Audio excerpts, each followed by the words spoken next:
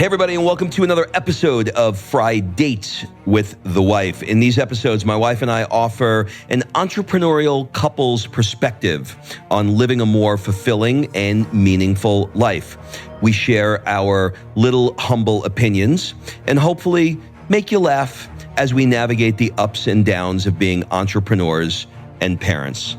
And speaking of fulfillment, if you want to hire me as your coach, head over to robshowcoach.com, fill out an application, and we'll jump on a call to see if we are a good fit to help you create and design your dream life and business. That's robshowcoach.com. Before we get into today's Fri-Date episode, our next Work Hard, Play Hard mastermind event will be in Dubai and Abu Dhabi for the F1 race on November 16th to the 19th. These trips are designed to get you out of your day-to-day, around some amazing entrepreneurs, and provide bucket list experiences that will have you coming home re-energized to grow your business and bring your life to a whole new level. Head over to workhardplayhardexperience.com and fill out an application. Okay, let's jump into today's episode.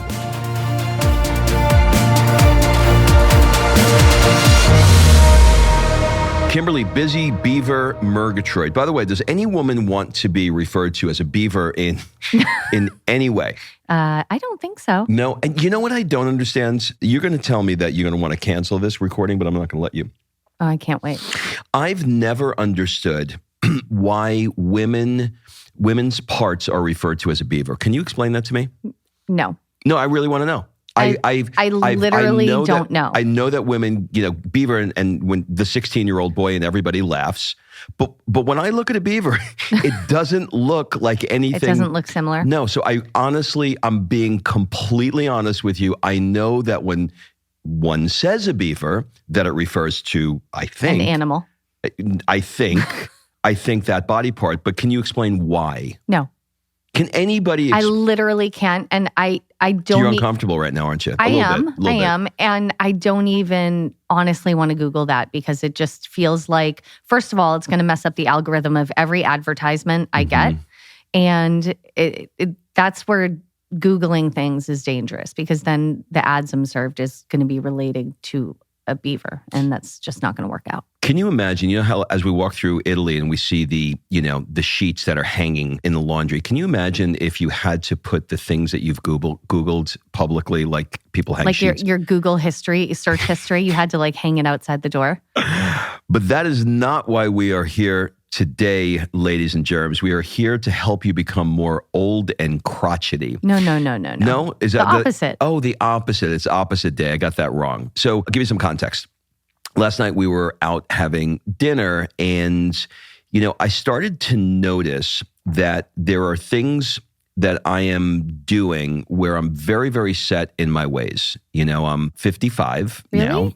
And there are certain things that I like, and there are certain things that I don't like. And I don't enjoy deviating outside of those things. But to my credit, I feel myself resisting the crotchetiness. So here's the way I'm looking at it. If I'm going to be filling up my head with a bunch of Botox to look young and live a long life, then I should also be young in spirit. And if I'm going to be young in spirit, then I have to make sure that the things that I'm doing that are crotchety, I'm not doing. Well, so last night when we're having this conversation, it was provoked because we're noticing in ourselves and in friends that the older they get, and by the way, everyone who's our friend right now is going, is it me? We're noticing that there's a level of crotchetiness or like a lack of flexibility, maybe is a good term, in certain areas. And we're noticing it, and people we've known many, many years, we're noticing this greater lack of flexibility, or I like what I like and that's it. And it's like full stop. And so we were having this conversation last night about not becoming your crotchety elder, and how could you prevent yourself from becoming that person? And look, we're still young and we haven't completely crotchetied over. And I don't think that either of us, to be honest, are very crotchety in general. But we could definitely go that direction, And we were just literally talking about the different ways to not do that. And I made a comment. I said, it's really interesting because the last time I was in a situation, there's only a few times in one's life, I believe, when they're in a situation where they have like many, like let's say 10 new budding friendships that they're forging. I think it's like kindergarten. Maybe if you switch schools, you have to make new friends and you have to get to know people and you have to let them get to know you. And, maybe there's a person here or there, but like literally in your day-to-day life, in your neighborhood, unless you move to a completely new city and have to start over, you probably don't experience that in adult life. And so it's interesting being basically a middle-aged person, letting people get to know you, getting to know other people. And then I'm seeing, or Rob is seeing, these crotchety things that we're doing that are not going to help us make any friends. Well, I could even see it in all kinds of ways. So I can even see it in conversations. So sometimes, we'll go out with people and they'll have opinions. And their opinions that they've had and they've held for a long period of time. And they're inflexible. So if I had that same person out to dinner, I don't know, 15 years ago, they would be looking at the conversation, I would hope and probably believe they would. They would be looking at the conversation through learning and through understanding and through, watching the other people, let's say at a table, exchanging ideas. But over the course of, 10, 20, 30 years, you start forming an opinion. I believe X, Y, and Z. And then you're at a dinner and a topic is discussed and you've got this, this baggage, this vault, this container of ideas that are widely held for you. And you're inflexible and you don't want to hear any other way to do it. And, the extreme is like, I don't know if this still goes on anymore, but, do you remember the old men in the Muppets where they're like, they're sitting in the theater and off on the side and they're yelling at each other. Do you know what I'm talking about? Yeah. Those old crotchety men. Right. Or like grumpy old men, like the movie. Perfect example. Grumpy old men. Like, how do we not allow ourselves to get to that place? Right. And I think being curious is a young person's game. And I think if you can find ways to keep that curiosity and that desire to learn as you get older, I think that's like intentionally be curious.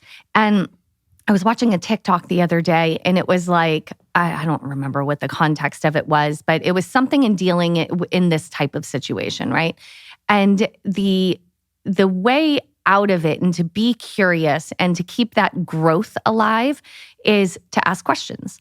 And so if Rob has a different opinion than I do, instead of just going, you're wrong, I can ask him questions about his opinion.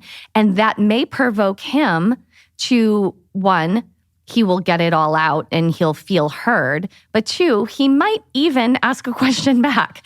Might being the operative word there. But I think curiosity, I think if you can look to children and see how they're malleable still and why, and they're flexible and they're curious and they are light. They're not heavy, and we carry these opinions. And often I think ego prevents you from changing your opinion. And there are a few people in this world that I watch flip-flop opinions to me in a positive way. Like I thought this was negative and now I see the positive in it. I have so much respect for people and I would love to be that person that can truly listen to another side and be swayed.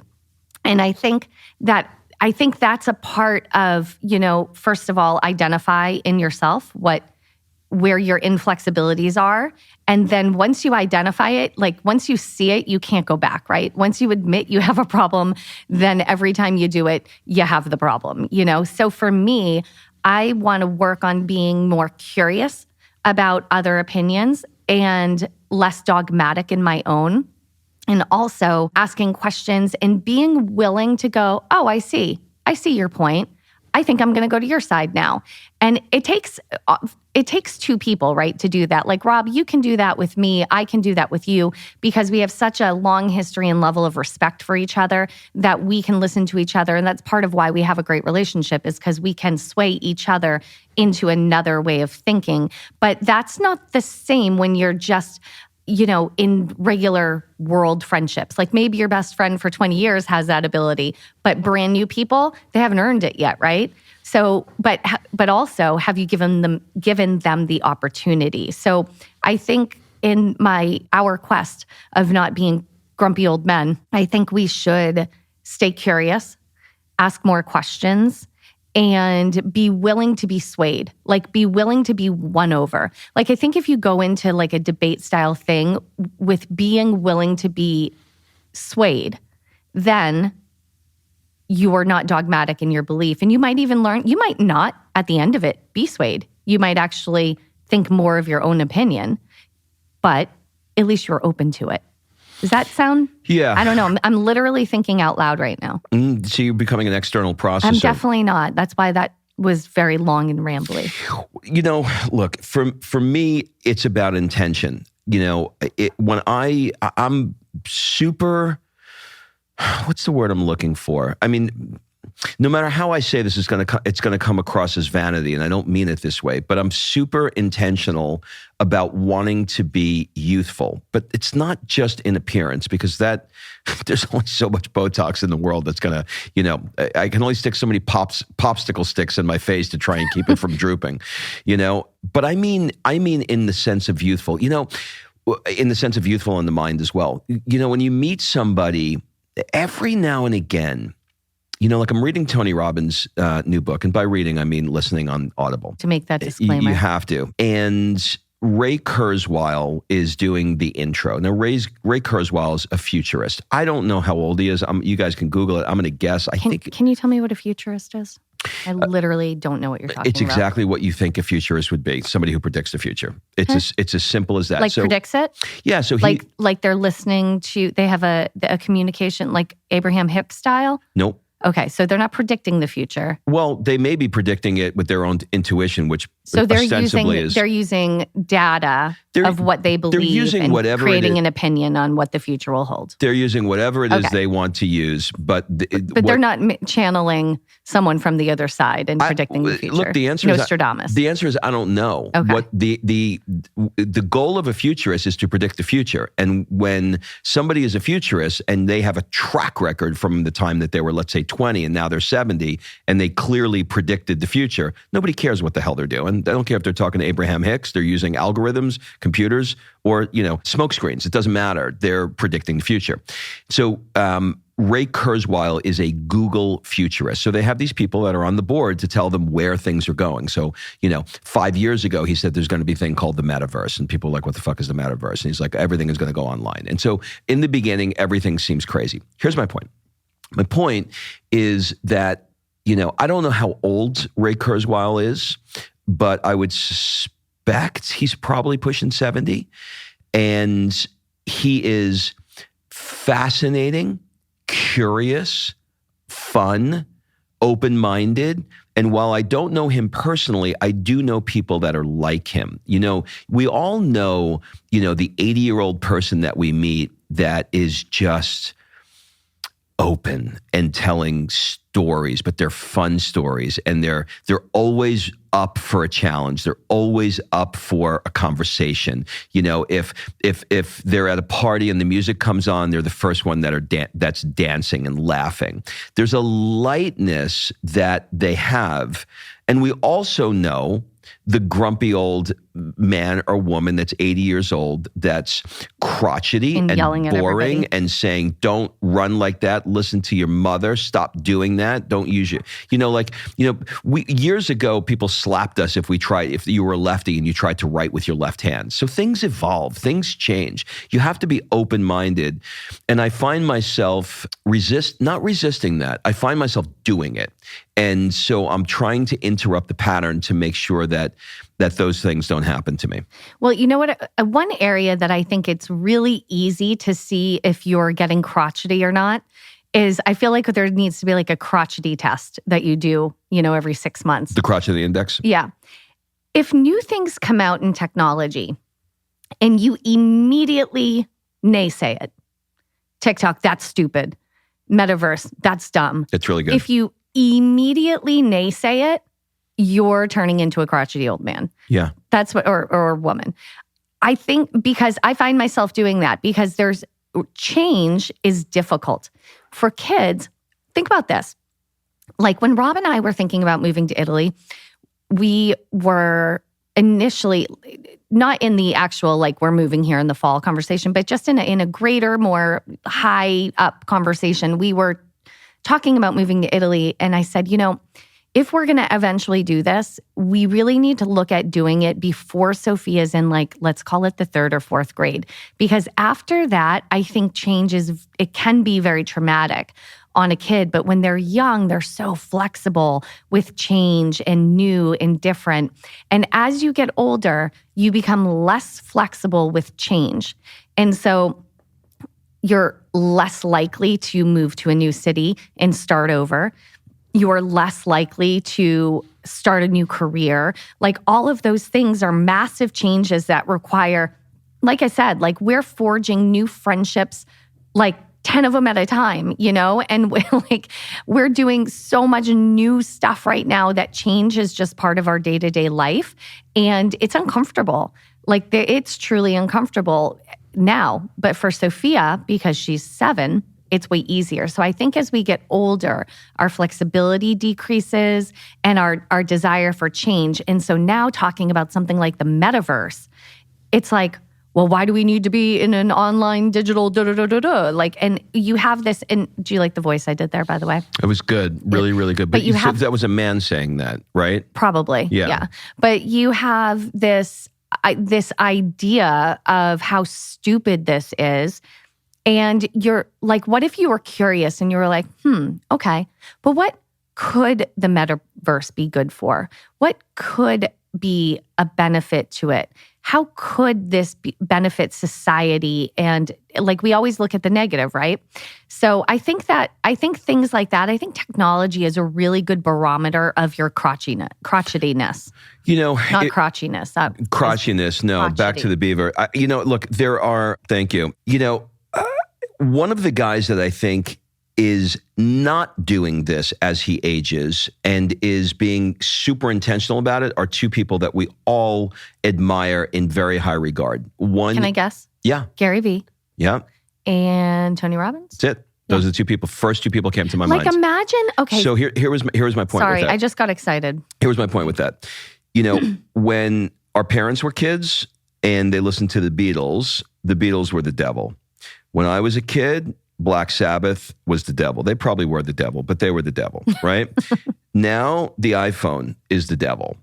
And when you listen to guys like Tony Robbins and Gary Vee, they're opposite. Gary Vee particularly. They're saying, wake up. We are in a different world now. And if you think that you're going to tell your kid to not get on the iPhone or not get on the iPad or not play Roblox, it's the equivalent of your parents saying, don't listen to the Beatles, you saying, I'm not going to listen to Led Zeppelin or Black Sabbath, or them saying, you're not going to play. It's futile.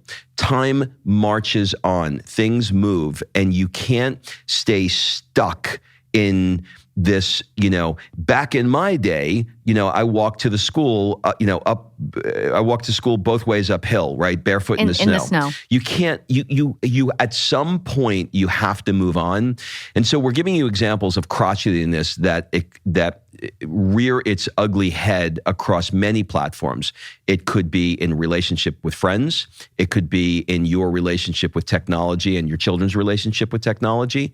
It could be in where you live. Like when I talk to my mom, who, doesn't really love where she is and hasn't for years. But whenever I ask her, I get the same answer. And most of my friends' parents say the same thing. And they say, where am I going to go? My whole life is here. Everything is here. And so because there's an unwillingness to start a new life and because it's hard. It's really difficult. I mean, you and I had each other to lean on. We're shooting a YouTube series that'll be coming out. We'll tell you more about that later. But we're in the process. We're going to release it like a Netflix series where they all come out at once. I just think that that's the right way to do it because that's how I like to watch stuff. And we are in the editing process of episode 2.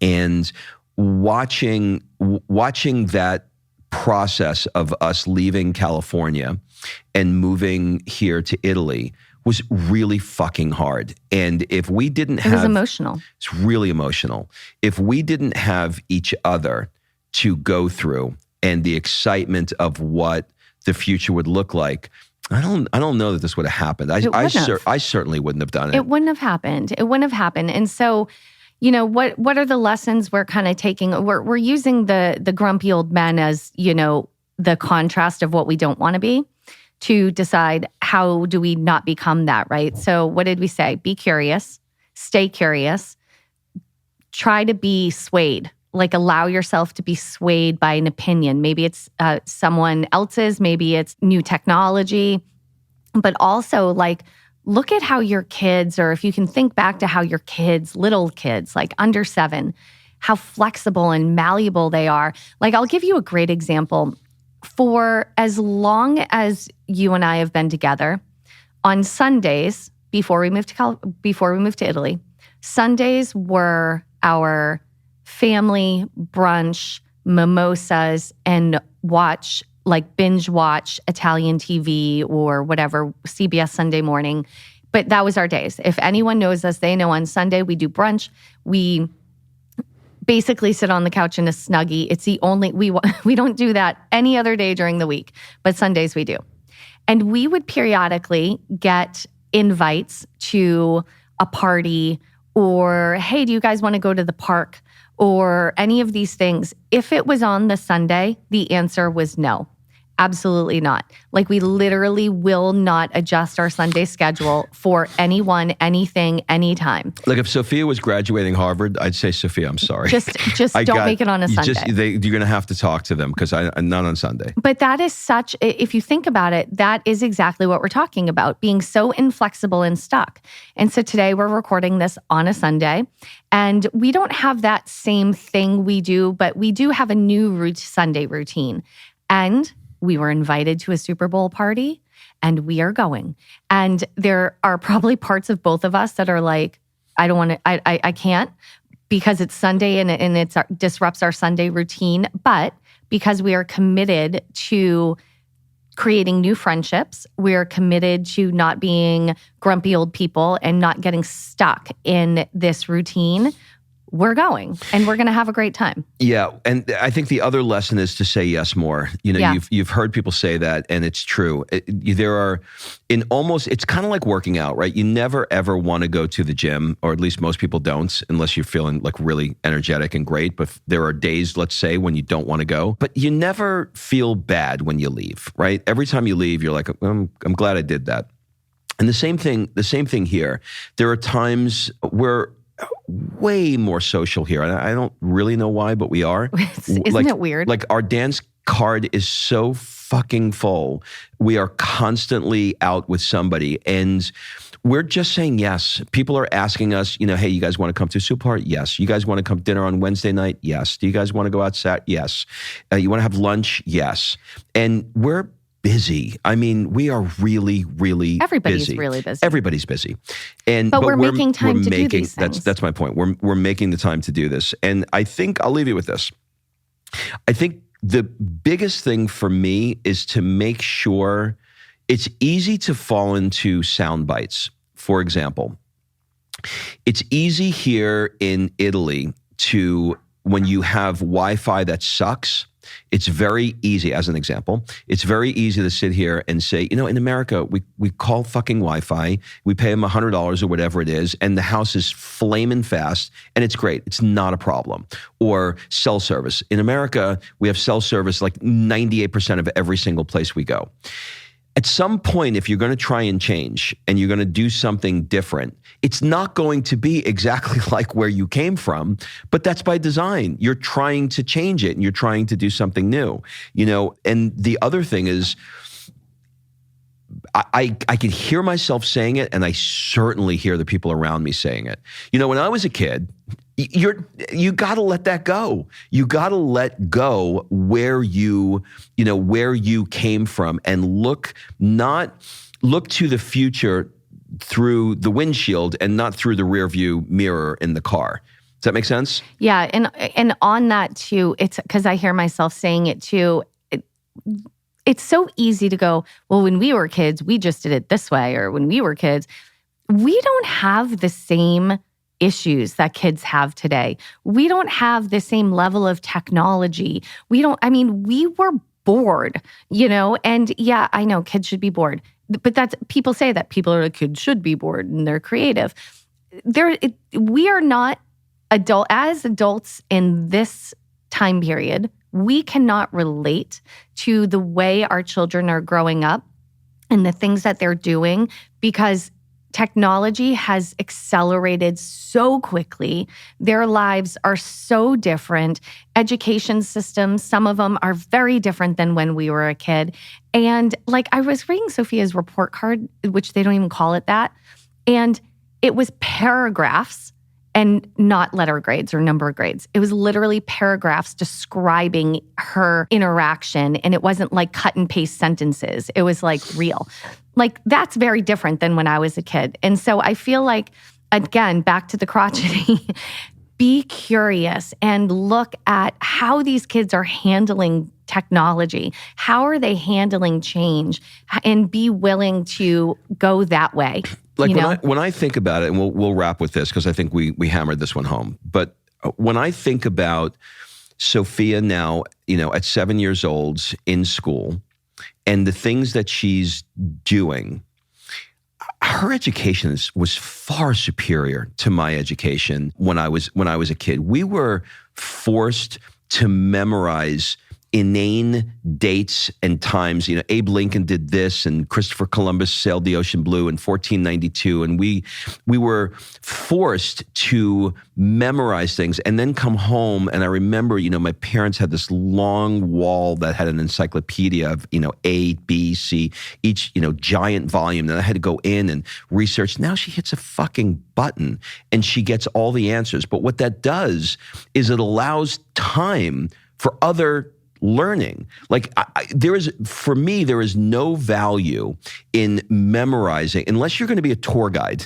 There's no value to me in the fact that she knows that 1872 and not 1873, this is what happened. For me, if you can Google the 1873 part, but now in class we're having real conversations, philosophical conversations about arts and science and why somebody thought, and we're not wasting time with facts that don't fucking mean anything. Yeah, I think this is different in every school district, but where she is now, and the reason we put her there is because it's more based around teaching kids to think versus regurgitate. But I think we're getting off track here. So no, we're actually not getting off track, and I'll tell you why. Because all of these things, you could make the argument and go, This falls exactly into crotchety old man. The crotchety old man goes, now you hit a button and you get the answer to everything. When I was a kid, I had to go to the library. I had to open a book, figure out the Dewey Decimal System, read the book. But more than that, they're like, kids should know how to... Why? Why?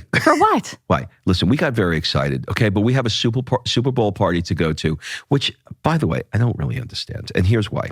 Because which sport is it? Because, well, it's not even what sport it is. Because it's soccer, obviously. No, I'm kidding. Okay, well, let me ask you this, Smarty Pants. Who's in the Super Bowl? I know the LA Rams, but I don't know who else. I did not even know that one was in it. Okay, but what's weird about it is we can't even watch it. How many hours ahead are we from the We're 6 hours ahead from the East Coast. All right, where are they playing it? First of all, probably in LA. I actually don't know. This is it doesn't even matter. Very embarrassing. It usually is like 6 p.m. Eastern time. I think is usually about kickoff, and that'll be midnight here. So we're really just going to party.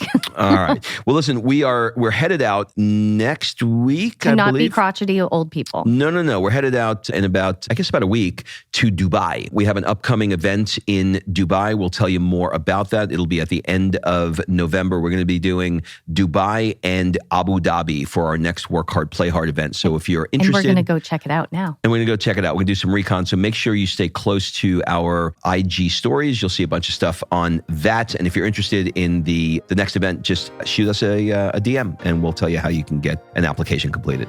All right, that's it, everybody. Have a great day. Bye-bye.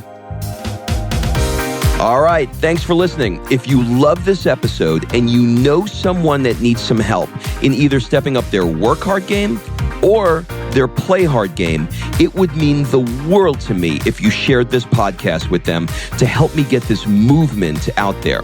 So if you like what you heard, head on over to iTunes, take 30 seconds and leave me a 5-star review, and I will be forever grateful. So until the next episode, excuses are over. It's time to live.